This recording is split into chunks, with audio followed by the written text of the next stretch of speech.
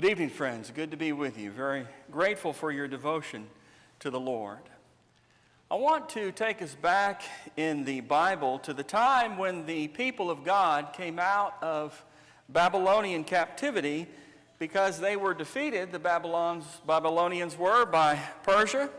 And so Cyrus gives the decree by the influence of God to release the people. And they begin to come back in three different waves or three different stages.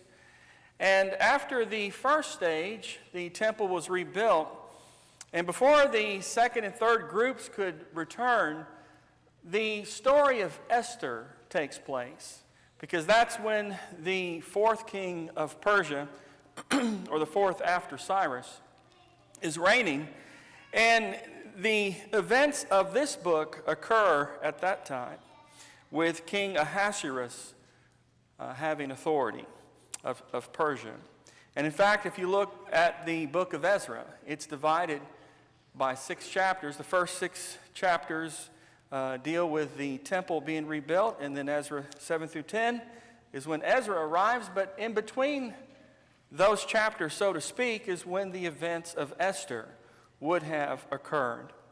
And if you read the book of Esther, you know that it essentially centers around this woman being selected to be the queen. We understand that the queen at the time was demoted, if you will, by Ahasuerus, who was feeling festive and was wanting to show off the riches of his glorious kingdom, is how the book of Esther begins in chapter 1 and verse 4. And he wanted to show off his wife, who was a very beautiful woman. And yet she refused to be displayed like that. And as a result, he eventually had to replace her as queen. And so she was removed, is what it says in Esther chapter 1 and verse 19. And as a result, the decision was made to find another woman throughout the kingdom who could be selected by the king. And that's where Esther comes in. That she was one of the many women who were selected throughout the kingdom, because the decree was made to go and find a young, beautiful virgin for the king. Esther chapter 2 and in verse 2. And these women were engaged in the beauty contest of the century, in that they had to prepare themselves 12 months to get ready to meet the king. It talks about how in verse 12 of Esther chapter 2, that they would have 12 months of preparation, 6 months of oil, and 6 months of perfumes. So that's quite a serious task there to get these women ready. And of course, Esther was one who was among the group of women. And she was not only among that group, she was the one who won the king's heart because of who she was as a person. And it says in Esther chapter 2 and verse 17, the king loved Esther more than all the other women, and she obtained grace and favor in his sight more than all the virgins. So he set the royal crown upon her head and made her queen instead of Vashti. Well, one thing about Esther at this time in the story is that she did not reveal to him that she was a Hebrew, that she was a Jew. That's because of the influence of Mordecai. So that's a factor as the story unfolds. And so he sees her not as a person who had been captured. But as you go through this story, I believe one thing that can be observed from this woman and the events of this tremendous book that God has given us is that one person can make a difference.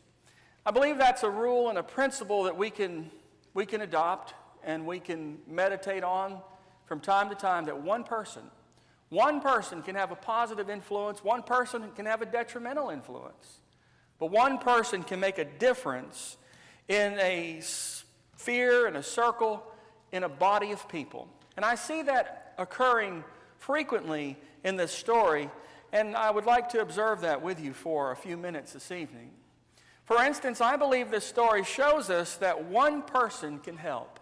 All it takes is one person to get the tide stemming in a positive direction. And I see that with Mordecai, who was a relative of Esther. And in fact, he's the one that eventually raised Esther after her parents died, is what it says in Esther chapter 2, that Mordecai had brought up Hadassah, that is Esther, his uncle's daughter, for she had neither father nor mother. The young woman was lovely and beautiful. When her father and mother died, Mordecai took her as his own daughter. So you have this influence in her life. And she's a woman that is dependent on him, but she's also a person who is influenced by him.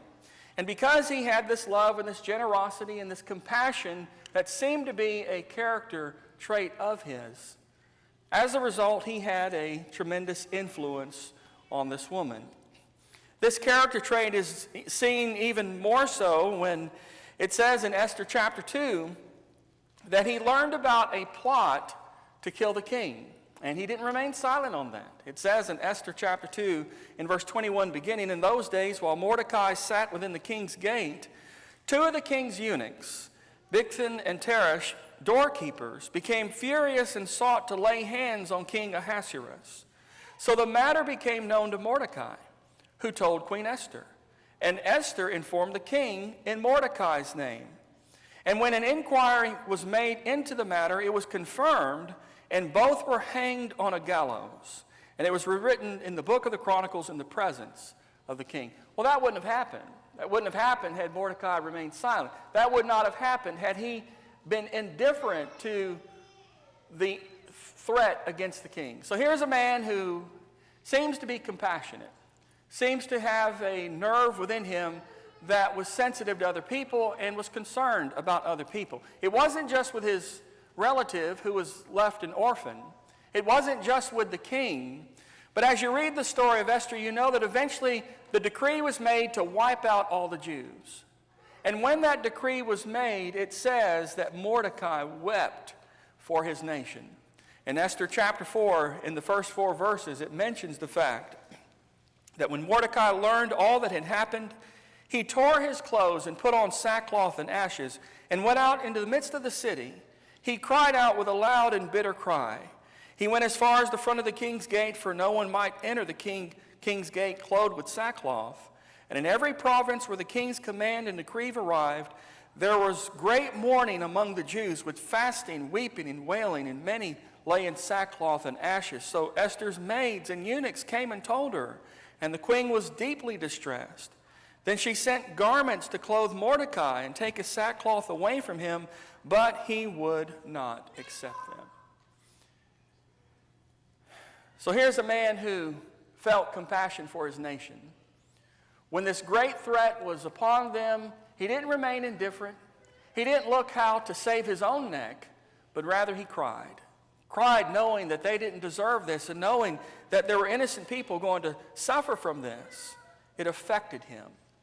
And as a result, he responded. In Esther chapter 4, what we see is here's a man who had Esther's ear. Because when this decree was made to annihilate the Jews, Mordecai let Esther know, please don't think that just because you're the queen that you're going to somehow bypass this. It's going to include you as well. In Esther chapter 4, it talks about, in verses 15 through 17, Esther told them to reply to Mordecai, go gather all the Jews who are present in Shushan and fast for me. Neither eat nor drink for 3 days, night or day. My maids and I will fast likewise, and so I will go to the king, which is against the law. And if I perish, I perish. So Mordecai went his way and did according to all that Esther commanded him. Now, one of the regulations in place was you just could not approach this king without reservations. I mean, it was a safety feature.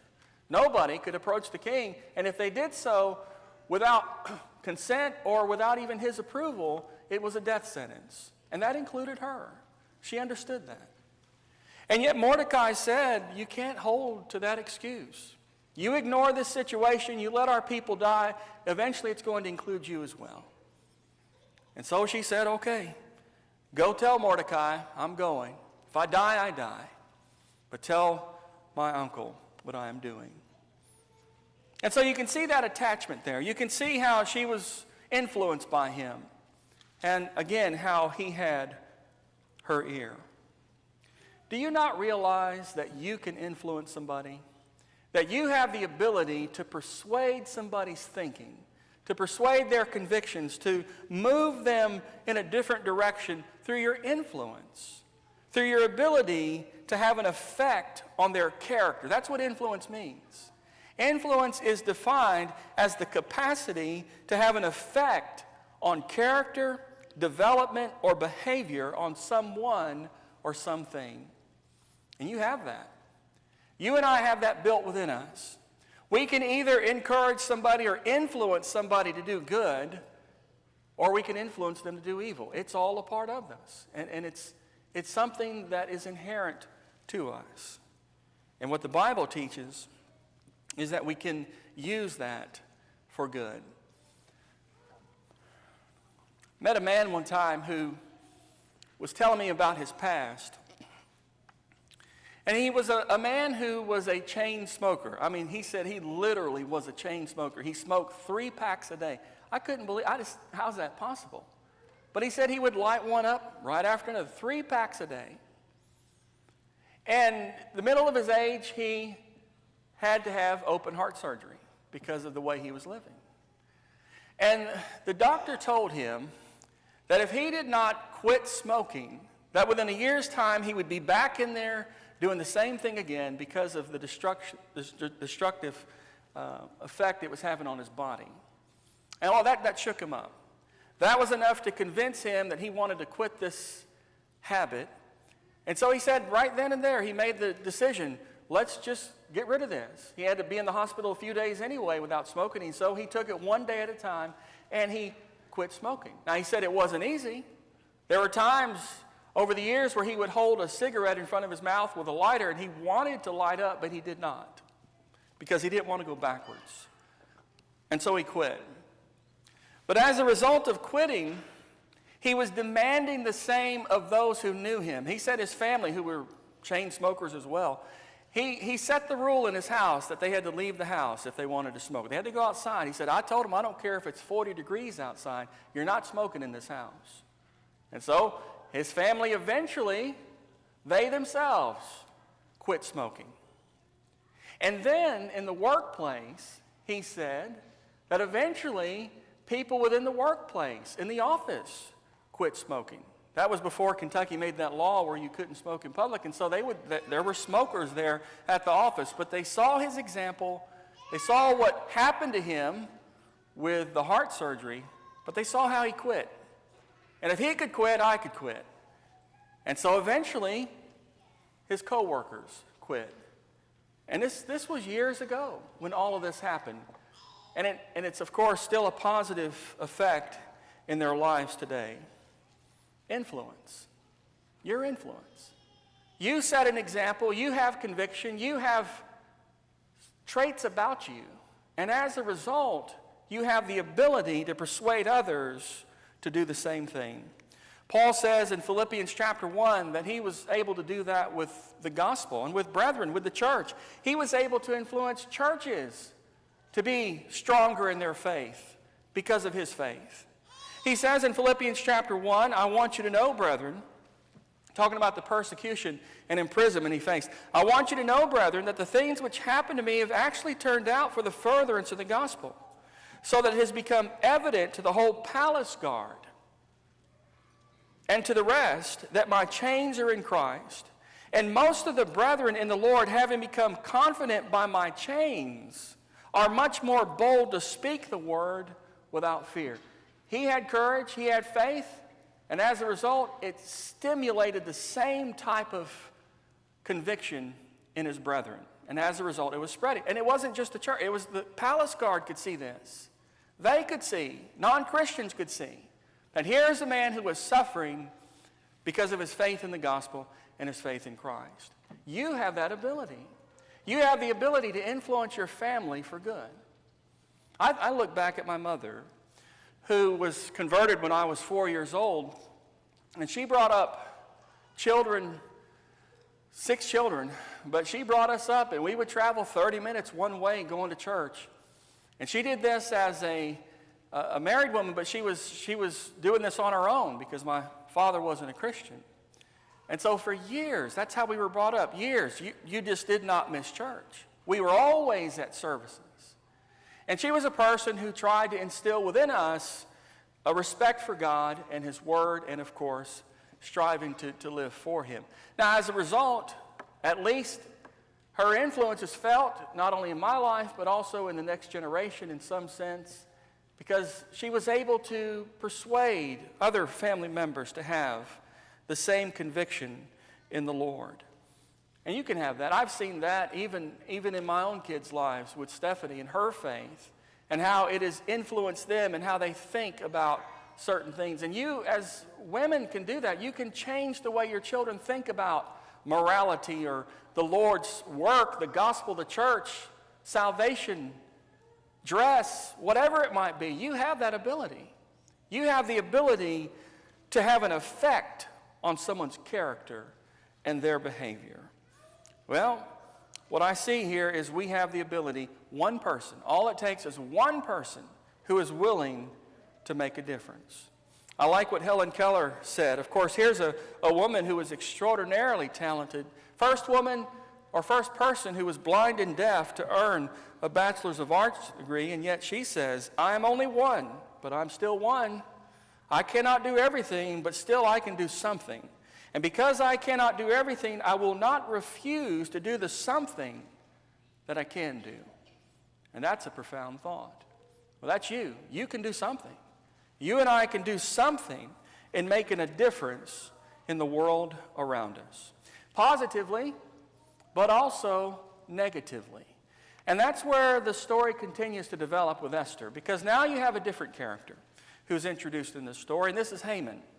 And Haman, of course, is this Persian prime minister who is arrogant to the core, is what it talks about in Esther chapter 3 and verse 1. And he was so arrogant that he demanded that these captives bow down to him when they saw him in public. And it talks about this in Esther chapter 3 in verse 2, beginning that the king's servants who were within the king's gate bowed and paid homage to Haman. For so the king had commanded concerning him, but Mordecai would not bow or pay homage. Then the king's servants who were within the king's gate said to Mordecai, why do you transgress the king's command? Now it happened when they spoke to him daily, and he would not listen to them, that they told it to Haman to see whether Mordecai's words would stand. For Mordecai had told them that he was a Jew. When Haman saw that Mordecai would not bow or pay him homage, Haman was filled with wrath, but he disdained to lay hands on Mordecai alone, for they had told him of the people of Mordecai. Instead, Haman sought to destroy all the Jews who were throughout the whole kingdom of Ahasuerus, the people of Mordecai. And that, of course, is how this story develops.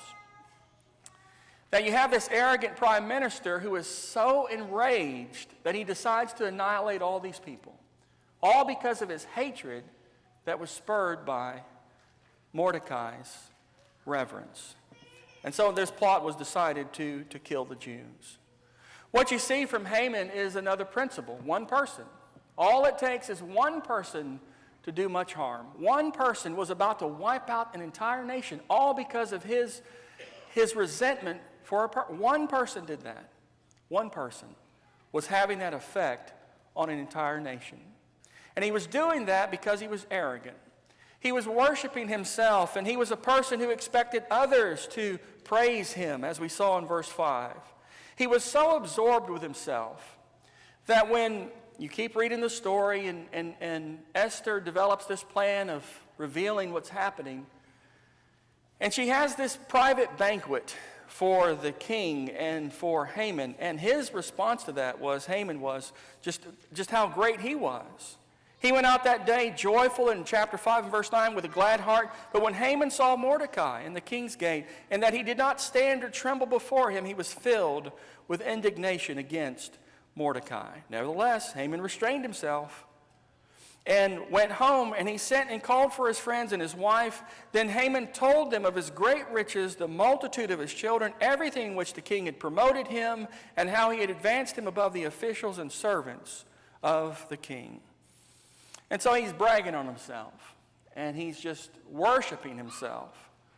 And of course, it seemed like the right interpretation with the queen inviting him to this private banquet. What we see from Haman is when you and I are so arrogant, that is, when we elevate ourselves and put ourselves above others and we resent others who don't feel that way about us, it's going to hurt other people. Pride always leads to destruction. That's what God wants us to know, that if we are arrogant, it will only lead to one thing, and that's to our demise. Pride always goes before a fall. And so anytime we're thinking more of ourselves than of others, or more highly of ourselves than we ought to think, there's only one fate. And that fate is something's going to happen to where we are humiliated and defeated. It's inevitable. And so pride is something that we should be people, or something that we as a people should avoid. One person. I love how it's stated in Ecclesiastes 9 and verse 18, one sinner destroys much good. All it takes is one. Well, you see that here with Haman. One man was about to wipe out millions of people because of his arrogance. Can you not make a difference in people's lives? One person.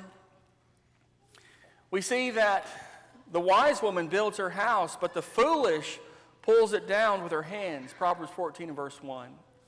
I've seen that. I've seen that not only with women, I've seen that with men. I've seen entire families affected by the ungodliness of their relative. One man was able to have a harmful effect on his children and even his grandchildren. I've seen that not only with men, I've seen that with women. I think of this one Christian woman who had made the decision to leave the Lord, to leave her husband, and we're pleading with her not to do this. You're a young woman, you go through this, it's inevitable, you're going to remarry.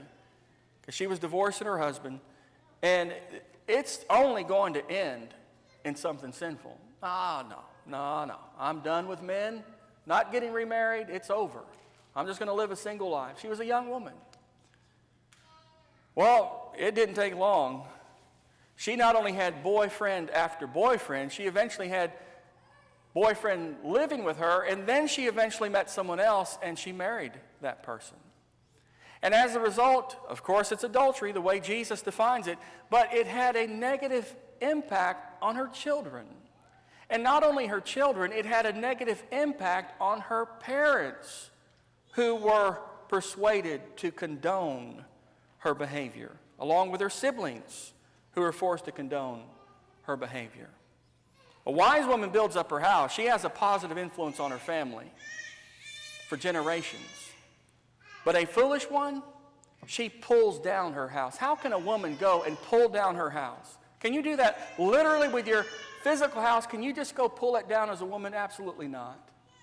But when you lose faith, and when you lose your conviction in the Lord, and when you lose that servant spirit, you are pulling your family down, and it's going to have an effect, even to the third generation. And so we have to be people who are wiser than that.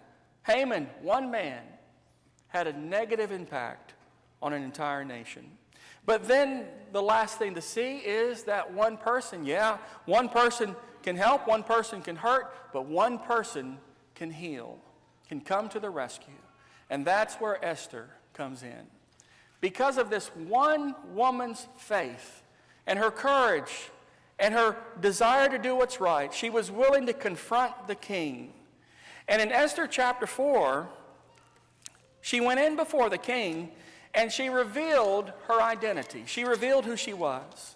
In Esther chapter 7, it says in verses 3 and 4, the queen Esther answered and said, "If I have found favor in your sight, O king, and if it pleases the king, let my life be given me at my petition, and my people at my request.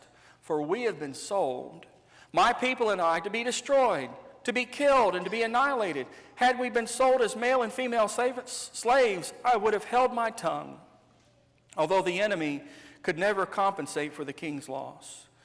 So King Ahasuerus answered and said to the queen, "Who is he, and where is he? Who would dare presume in his heart to do such a thing?" Esther said, "The adversary and enemy is the wicked Haman." So Haman was terrified before the king and queen. And so she's revealing herself. She's letting it be known, King, please spare my life. Spare my people's life. Please have mercy on us. And the king, of course, says, why is this even an issue? We'll take care of him. Who's giving you grief? Who's giving you a hard time? Who's threatening your life? And of course, we see what happens. And as a result, we see that she was able to not only have this wicked man judged, but as a result, she was able to persuade the king to reverse that decree and save the nation. In Esther chapter 8, it says in verse 3, Esther again began to speak to the king, fell down at his feet, and implored him with tears to counteract the evil of Haman the Agagite and the scheme which he had devised against the Jews. The king held out the golden scepter toward Esther, so Esther arose and stood before the king and said, if it pleases the king, and if I have found favor in his sight, and the thing seems right to the king, and I am pleasing in his eyes, let it be written to revoke the letters devised by Haman. And it goes on to talk about that he said, you do as you want. And they did. So she and Mordecai and others worked to reverse this decision, and as a result, she spared her nation. And it was such a glorious moment that it became their 4th of July. It became their Day of Independence. Because, in effect, she had just stopped Hitler before he did his attack. She had that influence, that impact. And it says in Esther chapter 9 in verses 26 through 28, so they called these days Purim after the name Pur. Therefore, because of all the words of this letter, what they had seen concerning this matter and what had happened to them, the Jews established and imposed it upon themselves and their descendants and all who would join them, that without fail they would celebrate these 2 days every year according to the written instructions, according to the prescribed time. And so they had this feast, and they still have this feast, to recognize what this woman did for her nation. I go back to that same point. You have the ability to have that kind of influence on people who know you. You have that ability to have that saving influence on your family, on this church. You have the ability to have that saving influence on the community. You have that ability. You can be an Esther for the people who know you. You might recall that a few years ago, the governor of Kentucky signed a bill that allowed school systems to develop curriculum and courses to teach the Bible, mainly as a historical book, because of its influence, of course, even on American history. And that was an option given to school systems because of this decision. But when you go back to that picture of when he's signing this into law, you'll look to the right of that picture and you see Mike and Barbara Pagan. And Mike and Barbara Pagan were people that we worshiped with in Owensboro for many years. We were there 8.5 years. And they were members there. And then, of course, they eventually moved after we moved, and they're in Louisville now, still faithful Christians. But they had influence in this. There were people who were doing their part to spearhead this and to see its development. Members of the Lord's body, Christians. And I would say this is a positive thing. I would say it's a positive thing for God's word to be preserved in this nation, if not this state. But Christians were doing that. Christians were having that influence on our community. And you can do the same thing. You may be the very person who keeps the gospel alive in your family. You may be the very person who keeps the knowledge of the Lord's truth alive in your family, or even in this church or in the community. You may be that person. You may be the connecting piece of the truth being preserved in the people who know you. You might be that missing piece. And so we have to be people who understand that it's perhaps for a time like this that God has placed us. Perhaps he has put us in the spots we have in life so that we might stand up like Esther and have a direct influence for good in this world. Esther chapter 4, the heart of the book is found in verses 13 and 14. Mordecai told them to answer Esther, "Do not think in your heart that you will escape in the king's palace any more than all the other Jews. For if you remain completely silent at this time, relief and deliverance will arise for the Jews from another place, but you and your father's house will perish. Yet who knows whether you have come to the kingdom for such a time as this. Who knows, Esther? Maybe God's made you queen so that you might save us as a people. It seemed reasonable, and it certainly seemed prophetic. What about you? You may be in the position you are in your family at this time for the express purpose of saving the truth and preserving it to those who know you. We can have that influence. It may be our righteousness that saves this community and as a result spares this nation. It might be our faith that does that. And let us be people who see that one person can make a difference. And so I share these thoughts with you, good friends. I appreciate your kind attention and consideration. You're doing something. You're either helping somebody become more like God or more like this world. You and I have that ability. And may God bless us, and may we have the wisdom to use this tremendous power God has given us to glorify His name. It could be that you're here tonight and that you have been thinking about your relationship with God and you're ready to start all over, and by the mercy of Christ you can do that. Through His blood you can find the forgiveness of sins, and if you're ready to contact that blood, you have to obey the gospel. And in doing that, you're dying to sin, you're buried with Him in baptism, and you're raised to walk in newness of life. It could be you've done that but need to make things right with God. In a public way, humble yourself. God will lift you up. If it's a private thing, make it right. God will still be rich in mercy. If you're subject to the Lord's invitation, please respond as we stand and sing.